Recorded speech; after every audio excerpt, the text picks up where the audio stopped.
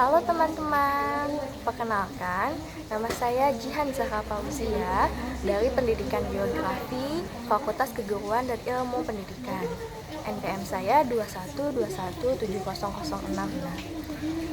Saya akan sedikit memperkenalkan mengenai apa sih perubahan iklim tersebut.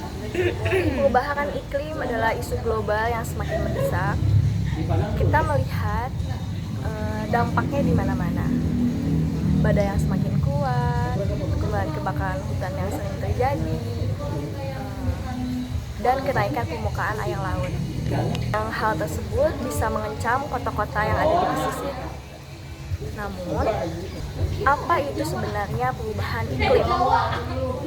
Dan apa yang bisa kita lakukan untuk mengatasinya?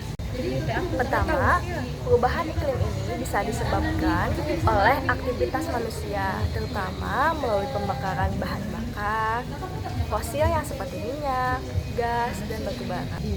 Proses ini melepaskan gas rumah kaca seperti karbon dioksida dan metana ke atmosfer yang akan menangkap panas dan menyebabkan suhu akan menaik. Kemudian, deforestasi dan pertanian insentif juga berkontribusi pada peningkatan emisi ini. Dampak perubahan iklim ini sangat luas dan bervariasi, seperti di kutub utara bisa mencair. Kemudian selain itu bisa mengancam habitat yang ada di bioma tersebut seperti beruang kutub dan meningkatkan permukaan air laut yang ada di sana. Sedangkan di daerah tropis itu akan lebih meningkat atau lebih tinggi yang menyebabkan terjadinya kekeringan dan akan menyebabkan penurunan panen yang mempengaruhi ketahanan pangan. Sedangkan di daerah pesisir, naiknya permukaan laut mengancam ekosistem dan komunitas. Meskipun terjadinya tantangan yang besar, kita pastinya memiliki solusi yang dapat bisa mengatasi permasalahan iklim. Nah, pertama, energi terbarukan seperti matahari dan angin dapat menggantikan bahan bakar fosil yang dibutuhkan oleh manusia.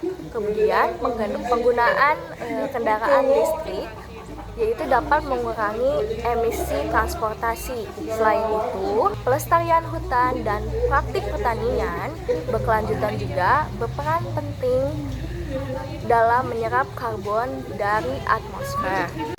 Nah, individu juga dapat berkontribusi dengan mengurangi penggunaan plastik sekali pakai. Kemudian memilih produk yang ramah lingkungan dan mendukung kebijakan hijau. Setiap tindakan kecil dapat memberikan dampak yang besar jika dilakukan bersama-sama dan rutin. Nah, perubahan iklim ini merupakan tantangan besar bagi kita. Namun, dengan kerjasama secara global atau bersama-sama, kita dapat membuat perbedaan, yaitu masa depan planet ini berada di tangan kita. Mari kita jaga bumi sama-sama untuk generasi kita yang mendatang. Setelah itu, kita akan menonton bersama-sama mengenai perubahan iklim. Seperti apa sih contohnya perubahan iklim itu? Yuk, kita mari sama-sama menonton. Terima kasih. Musim kemarau yang berkepanjangan di California Selatan membuat semakin banyak warga Los Angeles mengganti tamannya dengan tanaman berbeda. It's very painful, and some of these plants have been there probably 80 and 90 years. Kebanyakan tanaman di Los Angeles bukanlah tanaman asli dan memerlukan banyak air. Melalui kebun bibitnya, Yayasan Theodore Payne telah lama mencoba mempromosikan tanaman asli California kepada warga setempat. Beberapa tahun terakhir, peminatnya telah meningkat drastis. You use less water. So in a California native garden, depending on how you plant, you'll save 50 to 80% of water over a conventional garden. Menurut ahli cuaca ini, kurangnya air mungkin bukan masalah di musim dingin mendatang. This looks very, very promising for a down payment on drought relief in the American West. We're very hopeful for this El Nino. El Nino mengacu pada kondisi air yang lebih hangat dari normal di Samudra Pasifik sepanjang ekuator. Ilmuwan memperkirakan perubahan besar akan terjadi pada akhir tahun hingga tahun depan. Diramalkan awal tahun depan, wilayah berwarna hijau ini akan mengalami musim dingin lebih basah dari biasanya. Dampak El Nino juga akan terasa hingga ke Amerika Serikat. Some areas that are normally dry, like the American West, Peru and Ecuador, get torrential rains. In Southeast Asia, Indonesia, and the Philippines, and northern Australia, they get punishing droughts. Even in South Africa, they get droughts. And so there isn't one continent that doesn't feel the footprint of a big El Nino.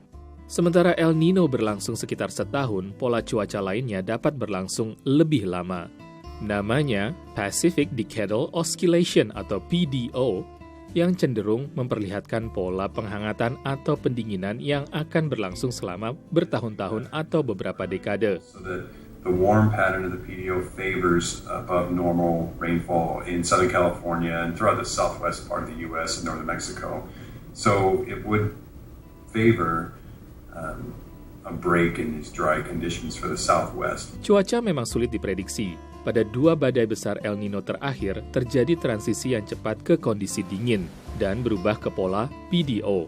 Jadi salah satu kemungkinannya, bagian barat daya Amerika mungkin hanya akan memperoleh curah hujan selama setahun. Namun bagi para pekebun ini, hujan atau kemarau, halaman mereka telah siap dengan tanaman asli California yang dapat beradaptasi terhadap semua jenis cuaca. Demikian laporan tim VOA.